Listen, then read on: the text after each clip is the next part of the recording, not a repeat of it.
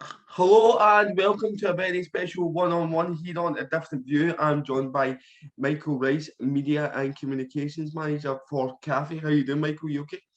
Yeah, I'm very well, thanks, Stephen. How are you?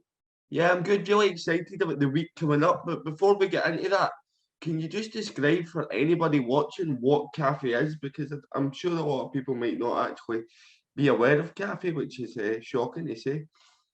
Yeah, sure. Contrary to popular belief, we're not a coffee shop. We get that one quite often. CAFE stands for the Centre for Access to Football in Europe. We're an NGO working primarily across Europe, but also looking to expand beyond Europe into the wider globe.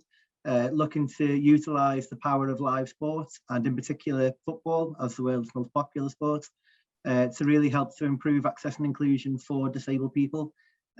So we do that by looking to improve the situations at stadiums, but also the routes to and from the stadiums as well, and the fuller matchday experience.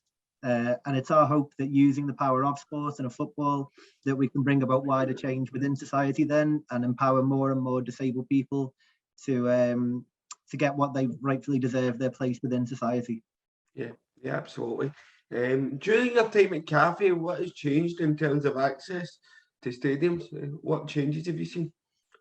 So I've been with Cafe just over 10 years now, so almost from the start of the journey. And I'd say the experience back then compared to now is like comparing day and night. I think back then there was a lot of fear around sports stakeholders wanting to improve access and inclusion. I don't think there was ever a case that people thought it shouldn't improve, but I think people were worried about costs. People were worried about maybe saying or doing the wrong thing, and it was that attitudinal barrier, I guess you could say, that really held a lot of people back in those days. So we've worked with UEFA and with other partners to try and break down those barriers and help people to understand more about accessibility, about inclusion, and to see that there's a real case both societally but also for these sports organisations as a business to want to improve access and inclusion. I'm really interested that you said that you've improved things outside the stadium as well, like getting to and from the stadium. Um, so what are some of the things that you put in place? Because that's something that I wasn't aware of before you mentioned it. Yeah, so we really work with the venues themselves to understand better the experiences that their disabled fans have. So through empowering disabled fans, maybe in the creation of a disabled supporters association or group where one doesn't exist already, we encourage that dialogue so that disabled fans can really work with their clubs so they can understand what prevents them maybe or affects them from going to a live match.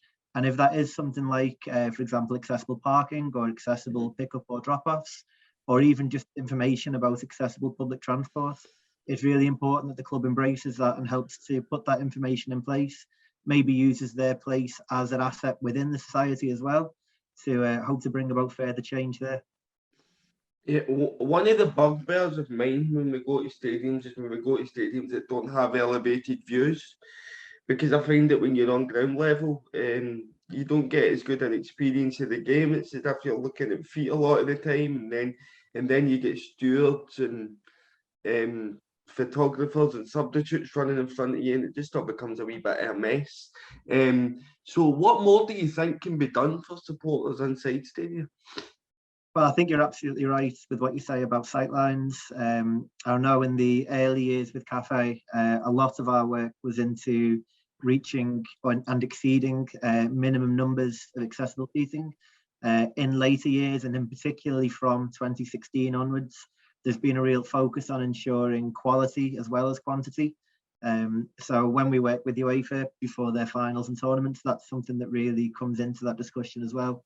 To make sure we're not just selling seats that get you into the stadium, but effectively you can't see anything or enjoy the match from those seats. And as a football fan, it is going to be just a natural instinct that at the more exciting parts of the match, if there's an attack or a goal, that people are going to stand up. So it's important the stadium design does bear that in mind, and that doesn't impact on the experiences, for example, of a wheelchair user, or a person with limited mobility who maybe can't stand at those moments, that they don't miss out on that action. I think there's a lot still to be done at stadiums everywhere, and I don't think it's ever a case that everything will be done. There'll always be improvements that can be made. Situations can always be better. Even in the most accessible stadium in the world, there's still things that can improve. It's like I say, it's really important to have that dialogue with the disabled fans who are actually experiencing that match day, finding out what issues they face, and it's important for the clubs to take that on board. In addition to the facilities, though, it's important to bear in mind match day services that can really help as well. So many deaf or hard of hearing or blind or partially sighted fans, for example, could be sitting anywhere within the stadium, but you can put services in place that really help to improve their match day experience. So for a deaf or hard of hearing fan, it could be closed captioning or sign language interpretation, maybe on the big screens. And for blind and partially sighted fans, a service such as audio descriptive commentary, which we refer to as ADC quite often, can really have a huge life-changing impact. I think one of the things that we need to start looking at as well, and I'm sure you have already started this, is like things for autistic supporters where they might not like what, I don't know if it's sensitive to the noise of being around about folks shouting and stuff like that. I think that's something that clubs need to start looking at. Would you agree? Absolutely, and it's another one of those areas that I think maybe just hadn't been thought about previously by the clubs and the venues themselves. But there are a growing number of venues, particularly within the UK, but also branching out into other countries in Europe and further afield as well, where sensory viewing rooms are becoming more prevalent in the stadiums. It's really important that services such as those are advertised properly, so that people know that they can go and enjoy these experiences. I think the first one might have been in Sunderland, but I know there's been a few since in Scottish stadiums. I know there's a growing number there. And I think as more and more clubs understand sensory viewing rooms and maybe safe spaces or quiet zones, they're going to continue to become more and more prevalent in the future as well. Yeah, that's good to hear. One of the issues I've found when speaking to clubs about elevated views is that they either use the structure of their stadiums or the financial implications that it would have on the club. So 2 questions here. Should new stadiums factor this into account? Because I know that there's some stadiums in Scotland that have recently been built, like St Mirren, they have put an elevated platform in their main stand, which is brilliant.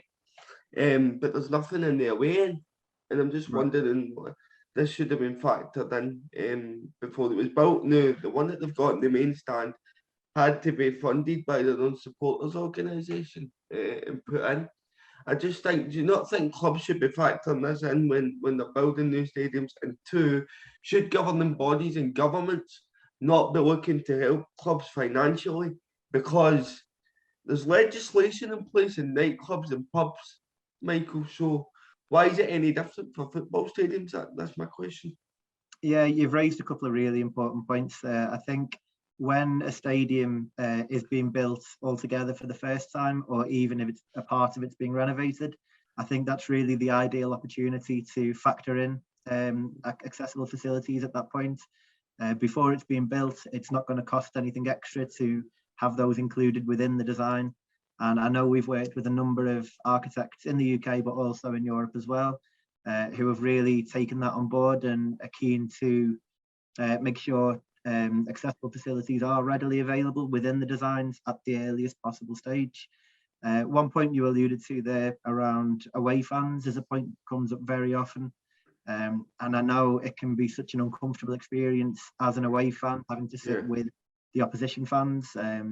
It can affect your match day and make you maybe less willing to celebrate your goals, or subject you to comments or things that you don't want to be hearing. So I think that's a really important point, and one that we are always looking to encourage clubs and venues to take on board, to try and make sure that fans aren't segregated from their fellow supporters. And then in terms of governments, I know there is legislation in the UK, the Equality Act, which makes provisions for reasonable adjustments.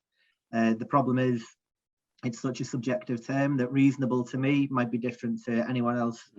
There are, through CAFE and through UEFA, we have our Access for All good practice guide, which outlines the minimum quality that stadiums should be aspiring to and exceeding. But that's a good practice guide. It's not a legislative force at the minute. I think it's really important that governments and lawmakers do take this on board. As I mentioned earlier, there's a real business case to this as well. So it's important that the clubs understand that. You don't want to have disabled fans locked out of the stadiums when there's so many empty spaces in general allocation seating as well. So it's definitely something that I think there is progress, but progress is slow.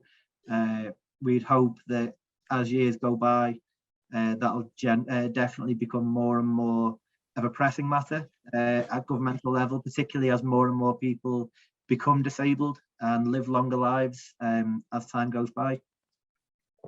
That was one of my reasons for starting the channel, was to put more pressure on, because I think that if disabled people don't do it, then no one will. Do you know what I mean?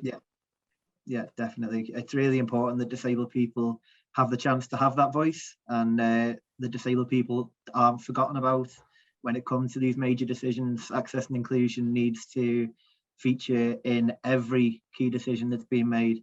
That's just good representation. You know, there's 15% of the global population is disabled. There's over 1 billion disabled people alive today. They can't just be forgotten about. No, absolutely. So what will the week of action involve for you in the organisation? What sort of things will you guys be getting up to? So the idea behind the week of action really is to put disabled people in that spotlight and work with sports stakeholders right across the board to recognise and celebrate their disabled fans. We use it as an opportunity for sports stakeholders to maybe introduce a new accessible seating area, for example, or a new service. It's their opportunity really to promote that at a time when disabled people really are the focus. So we work with stakeholders right across Europe, and there'll be activities across Europe and also outside of Europe where people will be celebrating in different ways. There may be social media posts, there might be website interviews with disabled fans. We know, for example, there's going to be a few clubs that light the stadium up in the colours of the CAFE Week of Action, which provides a really good visual support for the cause. There'll be plenty more going on in terms of maybe pre-match and post-match celebrations on and off the field. I mentioned earlier that access and inclusion, I never think it's something that people explicitly are against. I think it's just that people don't understand. So on a packed match day in front of however many thousand fans, it's a great opportunity to really raise awareness that way and celebrate the important roles disabled people can play right across the game. Yep. And how can people get involved in the week of action? What sort of things can the people watching this and listening to this do? So yeah, we've got on our CAFE website, we've got information pack, which has got more info and background about what the week of action is, and there's a long list of suggested activities in there as well. We'd encourage anyone who is listening and wants to take part in the CAFE Week of Action, join us on all your social media channels. We use the hashtag Total Access. Send in your photos, your videos, share your stories with us. We can promote those as far and wide as we possibly can. And as I say, all the eyes are on access and inclusion for the next week or so. It's a great opportunity to promote yourselves, the work you're doing, and remind people how important it is that access and inclusion is taken seriously. And how did the UK, you mentioned that the UK's facilities earlier in the interview, how does that perform in comparison to some of the top leagues in Europe? Where is the UK at in terms of accessibility?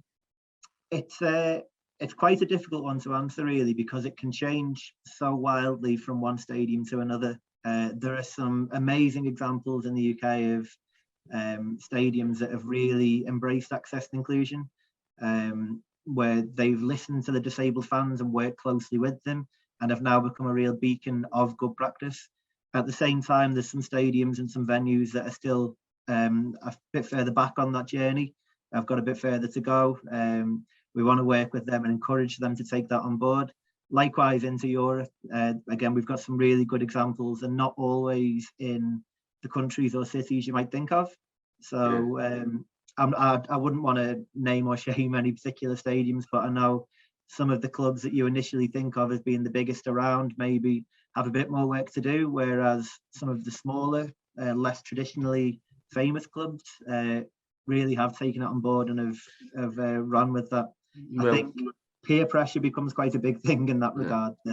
When a club sees someone doing something so well, it gives that club's disabled fans that sort of that ammunition really to go to their club and say, well, if they can do it, why can't we? And it's something that we've seen develop quite a bit in some countries, definitely.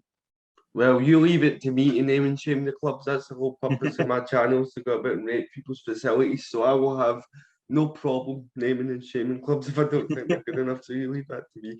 But no, hopefully everyone's improving and cafes and organisations improving, my channel, stadiums, everything. Where would you like to see accessibility to stadiums in the next 5 years?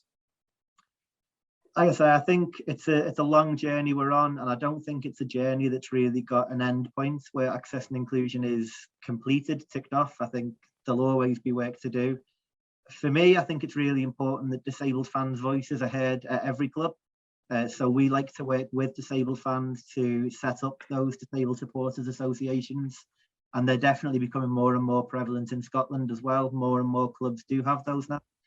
It's really important that disabled people speak with one collective voice there to make that voice heard. So those groups can have a massive impact. At the same time, it's important that the venues do take this on board, that venues look to proactively improve the facilities and services they have. And to think as well that it's not just about one category of disability and that's access and inclusion done. There's so many disabled people with specific requirements out there, and there's always so much more to do. So like I say, it's really important to liaise with your disabled fans and understand what you can do to improve their matchday experience, and then to get the message out there really, because I know there's a lot of clubs that have good or decent access at the moment. Obviously still work to be done, but it's just not known about within the local community. So it's really important that the clubs engage with disability organisations, NGOs, and get the message out there to their disabled fans that they are welcome at the stadium, and we want them to come and enjoy a matchday experience alongside their families, friends, and fellow supporters. Thank you very much for joining me, Michael, today. I wish you the best of luck with the week of action. I'm excited to be involved in it. I'll be releasing loads of content this week, so keep your eyes and ears peeled for that. And best of luck with the week, mate. Thank you. Thank you very much, Stephen.